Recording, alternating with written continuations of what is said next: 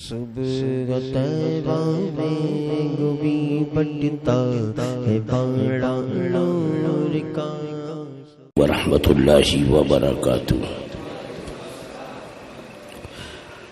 نحمده ونصلي ونسلم على حبيبه الكريم. اما بعد فاعوذ بالله من الشيطان الرجيم. بسم الله الرحمن الرحيم. اهدنا الصراط المستقيم صراط الذين أنعمت عليهم غير المغضوب عليهم ولا الضالين. آمين.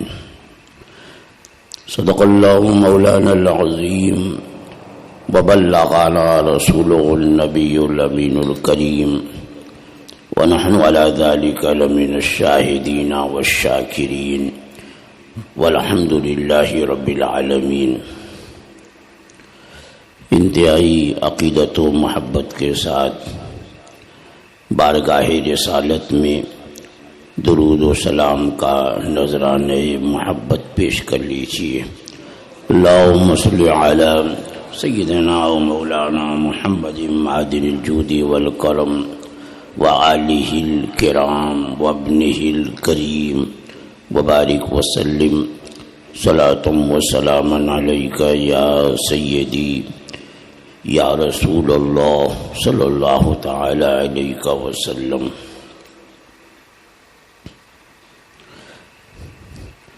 اس زمانے میں لوگوں کے جہاں اعمال بگڑ گئے ہیں وہیں بہت سارے لوگوں کے عقائد بھی خراب ہوئے ہیں، اور عقائد و اعمال کی اصلاح یہ ہر امر سے زیادہ ضروری امر ہے. جان یہ بہت قیمتی شے ہے، لیکن اگر عقائد صحیح نہیں ہے تو اس جان کی کوئی قیمت نہیں ہے.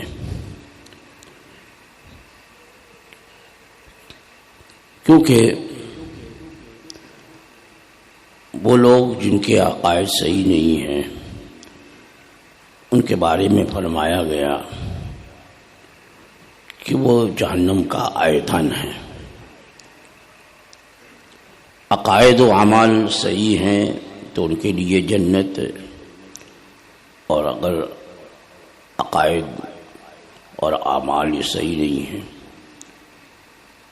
تو ان کے لیے جہنم ہے، جنت سے بہت دور ہے. وہ بہت سے لوگ ہیں کہ عمل تو کرتے ہیں لیکن ان کا عقیدہ صحیح نہیں. تو ایسے عمل کرنے والوں کے بارے میں بھی اللہ جل وعلا نے فرمایا کہ عاملۃ ناصبۃ تصلی نارا حامیہ.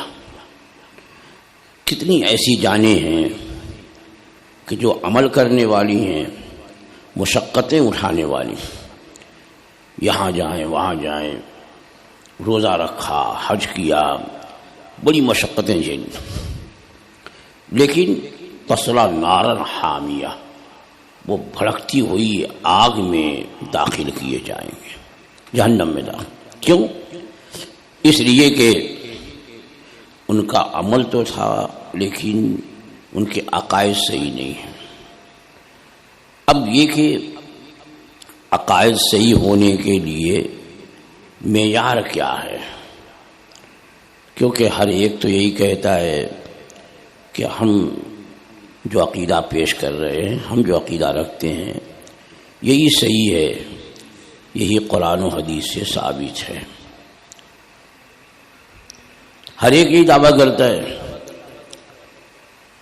دعوی اسلام کرنے والے جتنے بھی فرقہ باطلہ ہیں ان کا بھی یہی ہے کہ ہم ہی قرآن پہ عمل کرتے ہیں، ہم ہی حدیث پہ عمل کرتے ہیں.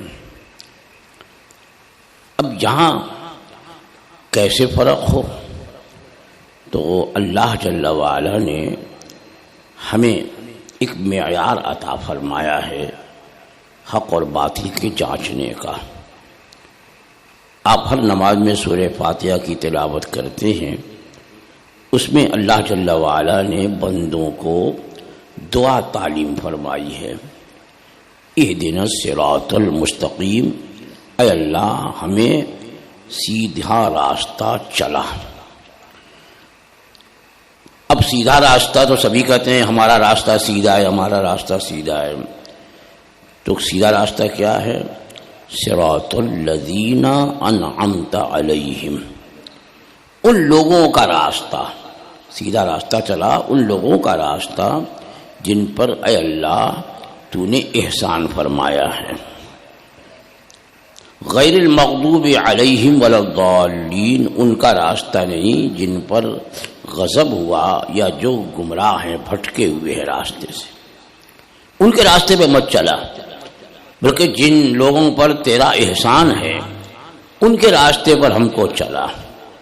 اب ظاہر بات ہے کہ انبیاء کرام علیہم السلام کے بعد امت میں جو صدیقین ہیں، صالحین ہیں، شہداء ہیں، انہی کا راستہ یہ صراط مستقیم ہے، اور وہی لوگ ہیں جن پر اللہ نے احسان فرمایا۔ اب اگر ہم کوئی عقیدہ پیش کرتے ہیں آج، تو لوگ یہ کہتے ہیں کہ یہ تو ان لوگوں کا اپنا گڑھا ہوا مسلک ہے، یہ بریلی کا بنایا ہوا مسلک ہے۔ تو اگر یہ عقائد اولیاء کرام کے ہوں تو ہمارے لیے یہی کافی ہے، کیونکہ وہ شخصیتیں ہیں کہ جن پر اللہ نے احسان فرمایا، ان کا راستہ۔ اب یہ دیکھیے کہ حضرت سیدنا خواجہ غریب نواز معین الدین حسن سنجری علی رحمت و رضوان جب راہ سلوک طے کرنے کے لیے اپنے مرشد کی بارگاہ میں گئے، سوال یہ ہے کہ مرشد کی تلاش کیوں ہوئی؟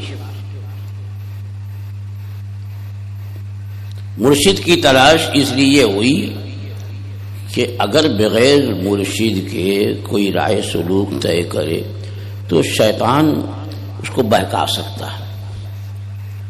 شیطان آتا ہے جب مجاہدہ کرتے ہیں، جب ریاضتیں کرتے ہیں، تو اس وقت شیطان آ کر کے طرح طرح سے حربے استعمال کرتا ہے، یہاں تک کہ خود حضرت سیدنا سرکار غوث اعظم رضی اللہ تعالیٰ عنہ فرماتے ہیں کہ میں نے 25 سال تک بغداد مقدس کے جنگلوں میں مجاہدہ کیا، ریاضتیں کی، عبادتیں کی،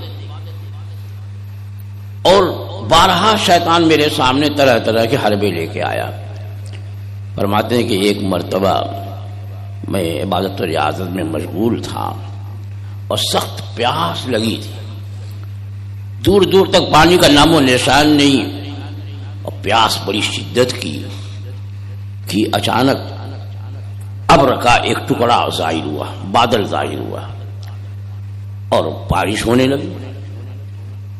بارش ہوئی، میں نے پانی جمع کر لیا، پیاس بجھائی، پانی رکھ لیا، تو ابر کے ٹکڑا بیچ سے پھٹا اور ایک روشنی ظاہر ہوئی، ایک روشنی ظاہر ہوئی اور آواز آئی، اے عبد القادر، میں تمہارا رب ہوں، آج سے میں نے تم پر وہ سب حلال کیا جو حرام ہے۔ معذر حضرت غوث پاک رضی اللہ تعالی عنہ نے فرمایا اعوذ باللہ من الشیطان الرجیم، جیسے ہی آپ نے اعوذ باللہ من الشیطان الرجیم پڑھا وہ روشنی غائب ہو گئی۔ فرمایا تو شیطان مردود ہے، شیطان مردود ہے، اللہ جل وعلا نے جو چیز حرام فرما دی ہے وہ حلال نہیں ہوگی۔ تو اس نے کہا کہ جا عبد القادر، تجھے آج تیرے علم نے بچا لیا، ورنہ میں نے سینکڑوں اولیاء کو اس طرح گمراہ کیا ہے. حضرت غوث پاک نے فرمایا ظالم جاتے جاتے پانسا پھینکتا جاتا ہے، سن مجھے میرے علم نے نہیں میرے خدا نے بچایا، وہی جسے چاہتا ہے بچاتا ہے. روشنی غائب ہو گئی، وہ بھاگا. تو دیکھو اتنے بڑے بڑے اولیاء کرام کے پاس بھی وہ پہنچتا. ہمارا شما کی کیا حیثیت. بہت سے لوگ ہیں مطمئن ہو جاتے ہیں، ارے یار ہم کو کیا بقائے گا، ہم تو بہت ڈیپ میں جانے والے ہیں، ہم تو بہت سوچ سمجھ کے فیصلہ کرتے ہیں، ہم کو کوئی بقا نہیں سکتا. اسی کو بقاتا ہے یہ فیصلہ کر لیتا ہے، ہم کو کوئی نہیں بہکا سکتا، اسی کو شیطان بہکاتا ہے. تو یہ تو آتا رہتا ہے. اس لیے راہ سلوک طے کرنے کے لیے ایک مرشد کی ضرورت ہوتی ہے. تو اب آپ نے مرشد کی تلاش کی کب؟ جب علوم شرعیہ حاصل کر لیا. یہاں یہ بھی معلوم ہوا جو حضرت غریب نواز نے اللہ کی راہ میں سفر شروع کیا تو سب سے پہلے آپ نے اپنے وقت کے بڑے بڑے علماء سے علم دین حاصل کیا. تمام مشاہیر اولیاء کرام کی اگر سیرت اور سوانح کا آپ جائزہ لیں گے تو کھل کر کے سامنے آ جائے گا کہ راہ سلوک طے کرنے سے پہلے ان لوگوں نے علم دین حاصل کیا. کیونکہ اگر علم دین نہیں انہیں ہوگا احکام شریعہ کہاں سے معلوم ہوگا، اور جو شریعت کے احکام نہیں معلوم ہوں گے تو عمل کیسے صحیح کرے گا. تو اس کے لیے ضروری ہے اور بندوں کی رہنمائی کے لیے خود اس کا عالم ہونا بھی ضروری ہے اور عامل ہونا بھی ضروری ہے، علم بھی ہو اور عمل بھی ہو اس پر. تو سرکار غریب نواز نے پہلے تو بڑے بڑے علماء سے علم دین حاصل کیا، اور جب واقعی علوم شرعیہ میں انہیں مہارت تامہ حاصل ہو گئی تو شیخ کی تلاش. اب پہنچے قصبہ ہارون، حضرت سیدنا خواجہ عثمان ہارونی علی رحمت و رضوان کی بارگاہ میں. تو انہوں نے مزید ان سے مجاہدہ کرایا، ان سے ریاضتیں کرائی، 2 رکعت نفل نماز پڑھائی، سورہ بقرہ کی تلاوت کروائی، کلمہ تمجید پڑھایا، پھر 24 گھنٹے کا مجاہدہ کرایا، پھر 1000 مرتبہ سورہ اخلاص کی تلاوت کرائی. اس طرح مجاہدہ کرایا. اور ایک وقت وہ آیا کہ آپ نے اپنے مرید سے فرمایا کہ معین اوپر دیکھو. کہاں تک دیکھا؟ کہا عرش اعظم تک دیکھ لیا. کہا نیچے دیکھو. دیکھا. کہاں تک دیکھا؟ تحت الثری تک دیکھ لیا. فرمایا مزید 1000 مرتبہ سورہ اخلاص پڑھو. یہ کیوں ہے کہ نماز پہلے پڑھوائی پھر قرآن کی تلاوت کرائی کہ نماز بھی مدارج کو طے کرنے کے لیے ضروری ہے اور قرآن بھی ضروری ہے. آج کل کے نہیں لبو جبو جتنے ہیں بابا اب وہ شریعتی کے خلاف بولیں گے، ایک وقت کی نماز خود پڑھیں گے اپنے ماننے والوں کو پڑھنے دیں گے. اور وہاں پہلا حکم یہ کہ 2 رکعت دوگانہ ادا کرو، پھر سورہ بقرہ کی تلاوت کرو. جب 24 گھنٹے کا مجاہدہ کر لیا اور سورہ اخلاص کی تلاوت 100 مرتبہ دوبارہ کر لی تو فرمایا اب اوپر دیکھو. دیکھا. کہاں تک دیکھا؟ کہا چوتھے حجاب عظمت تک دیکھ لیا. تو آپ نے اپنی دونوں انگلیاں ان کے سامنے یوں کر دی. یہ بتاؤ حسن کہ ان دونوں انگلیوں کے درمیان کیا دیکھتے ہو؟ ہماری آپ کی نگاہ ہو تو ایک معمولی سا خلا نظر آئے گا 2 انگلیوں کے درمیان، لیکن دکھانے والے خواجہ خواجگاں خواجہ عثمان ہارونی ہیں اور دیکھنے والی نگاہیں حضرت خواجہ غریب نواز کی ہیں. تو کیا فرمایا؟ عرض کرتے ہیں کہ ان دونوں انگلیوں کے درمیان میں 18,000 عالم دیکھ رہا ہوں.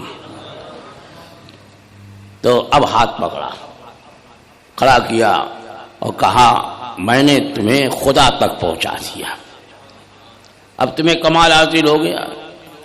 تو یہ دیکھیے یہ طریقے ہیں دینے کے. تو مرشد کی بھی ضرورت، اس کے بغیر نہیں. آج کل جو مذاق اڑاتے نہیں، بغیر کسی رہنما کے، بغیر کسی ولی کامل کی تربیت کے گمراہی کا بہت زیادہ اندیشہ ہوتا ہے اس راہ میں جب آدمی قدم رکھتا ہے. تو اب آپ نے اپنے پیر و مرشد کی خدمت کی، ایک دو دن نہیں. جب یہ ہو گیا کہ آپ تمہیں کمال حاصل ہو گیا، معین الدین چاہو تو یہاں رہو، چاہو تو جاؤ تبلیغ کرو، تو ایسا نہیں فوراً نکل گئے کہ چلو اب تو سرٹیفکیٹ مل ہی گیا، اب چلو چل کے تبلیغ کرو، مرید کرو. نہیں، بلکہ کامل 20 سال تک اپنے پیر و مرشد کی خدمت میں اس کے بعد رہے. سفر و حضر میں کہیں ان کا مشکیزہ، سامان، بستر کندھے پر، پیٹھ پر لاد کے سفر کرتے، پیدل سفر ہوتا تھا. 20 سال تک رہے. اب اللہ کے ولی جب اس قدر راضی ہوئے تو اللہ کی بارگاہ میں میزاب رحمت کے نیچے خانہ کعبہ کا جو پرنالہ ہے وہاں دعا قبول ہوتی ہے. بارگاہ خدا بندی میں عرض کی، مولا میرے معین الدین نے سفر و حضر میں میری بڑی خدمت کی ہے، اس کو قبول فرما لے. غیب سے آواز آتی ہے، ہم نے معین الدین کو قبول کیا. عرض کی، مولا اسے وہ ولایت ملے کہ وہاں کی ولایت ابھی کسی کو عطا نہ ہوئی. ارشاد ہوا، انہیں ولایت ملے گی لیکن اس کے لیے میرے محبوب کے دربار میں حاضر ہوں. یہ عقیدہ اہل سنت کہ بے شک دیتا خدا ہے لیکن اپنے محبوب کے مقدس ہاتھوں سے دلاتا ہے. میرے محبوب کی بارگاہ میں جائے. اسی لیے اعلیٰ حضرت فاضل بریلوی قدس سرہ العزیز نے اس کی عکاسی فرمائی ہے کہ بخدا خدا کا یہی ہے در، نہیں اور کوئی مفر مقر، جو وہاں سے ہو یہیں آ کے ہو، جو یہاں نہیں تو وہاں نہیں. مدینہ طیبہ حاضری ہوئی سرکار کے دربار میں. پیر مرشد نے کہا سلام پیش کرو. سلام کیا، سرکار نے جواب عطا فرمایا اور ارشاد ہوا معین الدین کو ہندوستان کی ولایت دی گئی. اسی لیے انہیں عطا رسول کہا جاتا ہے. ہندوستان والے غریب نواز کے عطا رسول ہے. تو مجھے بتانا یہ دیکھو، یہ ان کے عقائد تھے کہ سرکار کی بارگاہ میں مانگنے کو یہ عقیدہ جانا کہ یہیں سے ملے گا، تبھی تو مکہ معظمہ سے مدینہ طیبہ آئے. اور آج روکا جاتا ہے، ادھر کیا منہ کرتے ہو، قبلہ ہوناک، قبلہ ہوناک، ادھر قبلہ ہے، ادھر رخ کرو.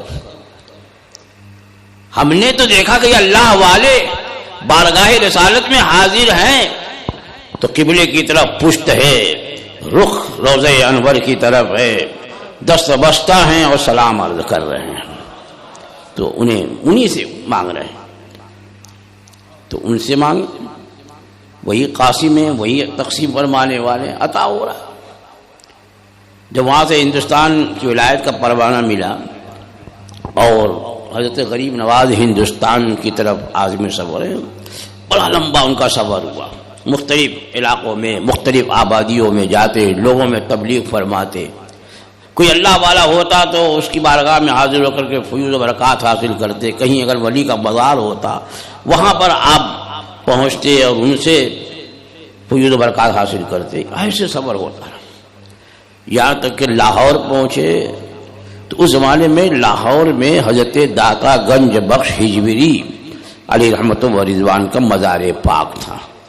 اب دیکھیے، یعنی مزار پاک پر حاضر ہونا، وہاں پر عبادت کرنا، ریاضت کرنا، چلا کرنا، یہ آج کوئی نئی بات نہیں ہے. سلطان الہند غریب نواز کا بھی یہی طریقہ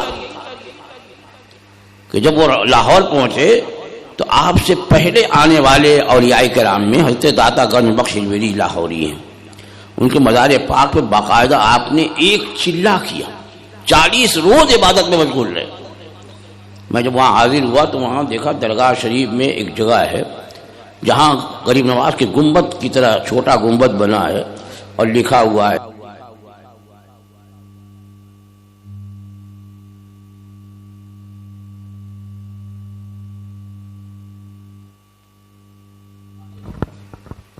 تو 40 روز عبادت کی، اور جو عبادت و ریاضت فرمانے کے بعد 40 دن کے بعد وہاں سے جب روانہ ہوئے تو اب چونکہ آپ تو اللہ کے ولی، نظر اٹھائی تو چوتھے حجاب عظمت تک دیکھ لیا، تو یہاں صاحب بازار کے فیض و برکات کو کس انداز سے ملاحظہ فرمایا ہوگا؟ کیا دیکھا؟ ایک شعر کے اندر آپ نے ایک شعر فرمایا فارسی میں، اس کے اندر صاحب مزار کے تصرفات اور ان کے اختیارات کو بیان کر دیا۔ اسی کو مجھے بتانا ہے کہ دیکھو یہ مسلک کوئی نیا نہیں ہے، بریلی کا بنایا ہوا نہیں ہے، بلکہ غریب نواز جو اسلام کی دولت لے کے ہندوستان پہنچے تھے ان کا یہ مسلک تھا۔ تو آج بھی درگاہ شریف میں جگہ جگہ وہ شعر لکھا ہوا ہے غریب نواز نے جو کہا تھا۔ کیا کہا تھا؟ تو انہوں نے غریب نواز کی شان میں کہا تھا کہ گنج بخش فیض عالم مظہر نور خدا، گنج بخش فیض عالم مظہر نور خدا، ناقصاں را پیر کامل کاملاں را رہنما۔ کیا مطلب ہے؟ اس کو مطلب کو آپ ذہن میں رکھیے گا کہ معمولی آدمی کا شعر نہیں ہے، یہ اللہ کے ولی کامل حضرت سرکار غریب نواز حسن چشتی اجمیری سنجری رحمت و رضوان کا شعر ہے، اور ایک ولی کی شان ہے۔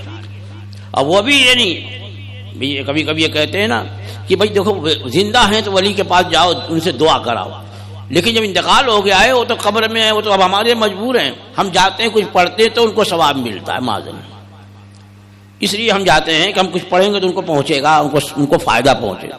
ہم تو اس لیے مزارات اولیاء پر جاتے ہیں کہ ہمیں فائدہ پہنچے گا، لیکن یہ جو ہے اس نیت سے جاتے ہیں کہ ان کو فائدہ پہنچانے جا رہے ہیں۔ تو غریب نواز کیا فرما رہے ہیں؟ فرما رہے ہیں گنج بخش۔ گنج کا معنی ہے فارسی لفظ ہے، گنج معنی خزانہ، اور گنج بخش خزانہ بخشنے والے۔ تم تو ایک بات پر شرک کا فتویٰ لگاتے ہو، کہتے تھے بھائی دیکھو یہ نوازی شیخ غریب نواز کا شرک ہو گیا۔ اللہ دیتا ہے، بے شک اللہ دیتا ہے، لیکن اپنے انہی محبوبوں کے ذریعے دیتا ہے۔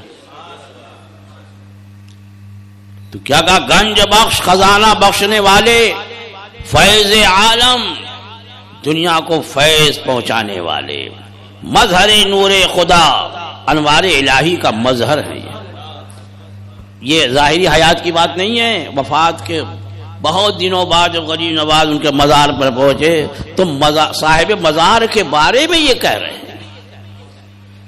تو ہم جو مزارات پہ حاضر ہوتے ہیں یہ ہمارا اپنا بنایا ہوا کوئی عقیدہ اور مسلک نہیں ہے، یہی ہمارے بزرگوں کا مسلک ہے۔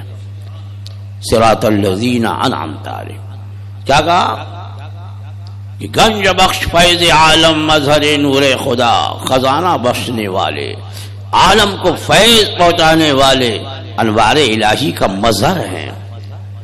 الناقصاں را پیر کامل کاملاں را رہنما، اور ناقصوں کے لیے کامل پیر ہیں۔ یہ جو کہتے قبر والے ہیں، سرکار کے معاذ اللہ سرکار کی قبر انور کے بارے میں نے سنا، ایک نجدی وہیں کھڑا باہر تھا اور کہہ رہا تھا معافی معافی معافی حجر، معاذ اللہ، یعنی اس میں کچھ نہیں ہے، صرف پتھر ہے، معاذ اللہ۔ کیا ادھر رخ کرتے ہو؟ اب یہ تو میں ایک جب شروع میں پہلے حج میں گیا اور قارے سور سے اتر رہا تھا تو بیچ میں چائے کی دکان سے میں بیٹھا، تھکن بہت، تو دیکھا ایک سوڈانی جو ہے، تو سوڈانی وہ ایک جو پانی کا باٹل ہوتا اسی میں وہاں کی ریت بھر کے لایا تھا اور رکھا اور چائے پی رہا، تو جو چائے بیچنے والا عربی تھا تو کہا ماذا، اب اس کو عربی میں کہا ماذا، ہذا تراب، مٹی، اب اس کو بھی جلایا اس سوڈانی کو، کہا انت تراب، ہاذا تراب فلوس تراب، یہ تو تراب بولتا ہے اس کو. تو یہ ان کے عقیدے ہیں کہ ان کے نزدیک تبرکات کوئی چیز ہی نہیں ہے.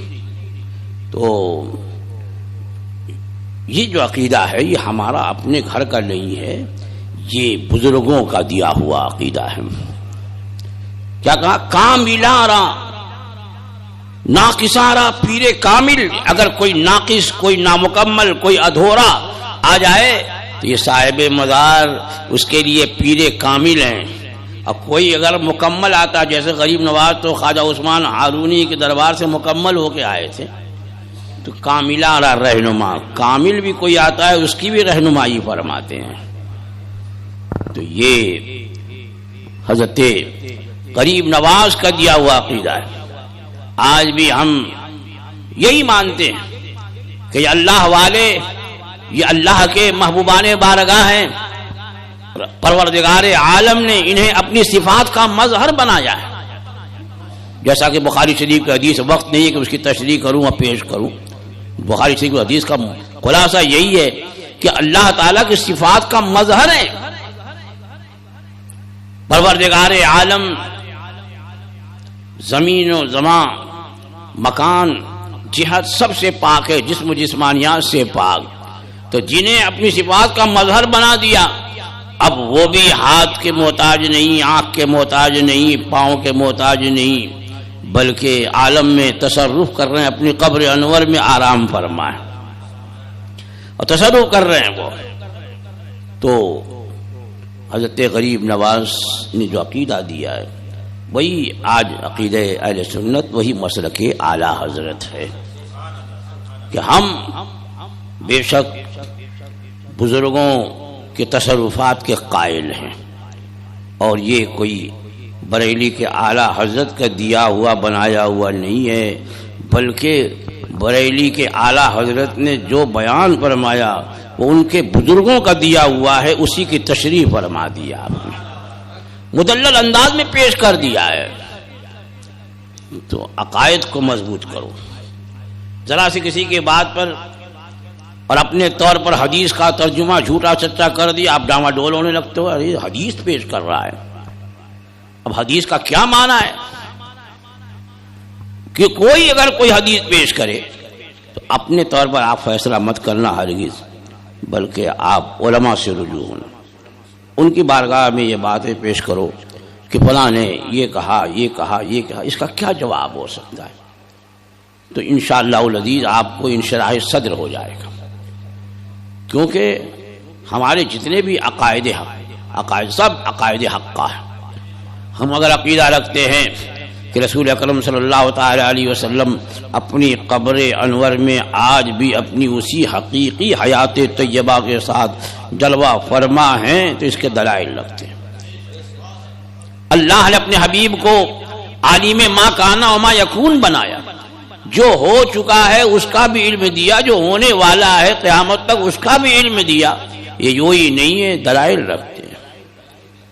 اللہ کے پیارے حبیب صلی اللہ تعالی علیہ وسلم کو ان کے رب نے با اختیار بنایا، ایسا با اختیار کہ جس کی طرف نظر کرم اڑ گئی اسے بھی با اختیار کر دیا.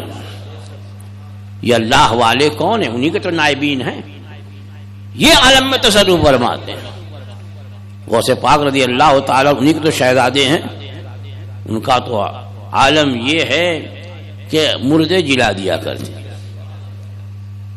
جلال ہو تو ہلاک ہو جائے، کرم فرمائے تو زندگی مل جائے. یہ مشہور ہے نا کہ آپ واز فرما رہے تھے، اچانک مجمع کے اوپر سے ایک چیل گزری، تیز چیختی ہوئی. اب وہ بڑی تیز اس کی آواز ہوتی ہے چیل کی، تو اب لوگ ادھر دیکھنے لگے. حضرت غوث پاک کو چلال آ گیا، میں تقریر کر رہا ہوں، متوجہ یہ ادھر ان کا خیال مقدر کر رہی ہے. نگاہ جلال اٹھائی تو وہ دو ٹکڑے ہو گئی، سر ادھر دڑ ادھر. آپ واز فرماتے رہے. واز کی مجلس ختم ہوئی، جب آپ مسجد سے اپنے کاشان اقدس تشریف لے جانے لگے تو راستے میں دیکھا کہ چیل کا مردہ جسم پڑا ہے، ادھر دھڑ پڑا ہے، ادھر سر پڑا ہے. اب آپ کو رحم آ گیا اور آپ نے اس کا سر اٹھایا، یہ دوڑ اٹھایا اور اس کا سر دھڑ سے لگا کے کہا بسم اللہ الرحمن الرحیم، پھر اڑنے لگی تھی۔ وہ چلان تھا کہ ہلاک کر دیا، یہ کرم ہے کہ زندگی دے دی۔ تو جب ان کے شہزادوں کا یہ عالم ہے تو اس آقا کا کیا عالم ہوگا؟ تو یہ ہمارا اہل سنت کا عقیدہ ہے۔ وقت وہ بہت زیادہ ہو گیا، انشاءاللہ پھر کبھی ہم اس پہ گفتگو کریں گے کہ ہمارے جو عقائد ہیں سب بڑے مدلل مبرہن ہیں، اور یہی عقائد کوئی اگر کچھ پیش کرے ڈاماڈول نہ ہو، لکھ کے رکھو، اور جب موقع ملے اسے پوچھو صحیح عالم سے۔ اللہ تعالی ہمیں اور آپ سب لوگوں کو عقائد حقہ پہ مضبوطی سے قائم رکھے، اور مسلک حق پہ ہمیں موت نصیب فرمائے، اور اسی مسلک حق کا ہمیں خادم بنائے، اور اسی مسلک حق کے ماننے والوں کے ساتھ ہمارا حشر فرمائے۔ وآخر دعوانا الحمد